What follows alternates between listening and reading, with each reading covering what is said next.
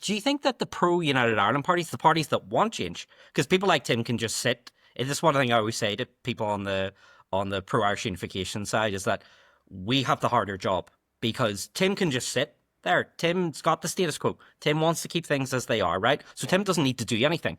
It's people like you and me, Michael, who have to get people like the Rory McIlroy voter going. Actually, do you know what? We do maybe need to make a change. Do you think the nationalist parties are doing a good job of making a good enough job of making a pitch to the Rory McIlroy type voter? No, I don't.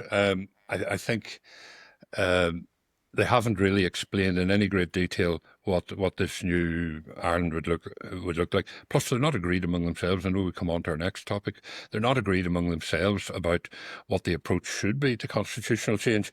It certainly can't be rallies and flag waving and jingoistic type activity. It really would come down to cold hard persuasion. And there was an opportunity presented by Brexit because a lot of Remain voting unionists were cheesed off with that Brexit outcome. Remain voting unionists, such as Tim, for example, were annoyed about that, and they would be fertile ground for people to say, "Well, look, you can get back into Europe this way."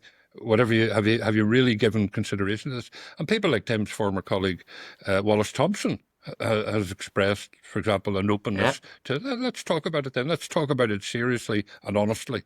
And I think the Nationalist parties have a long way to go yet on that.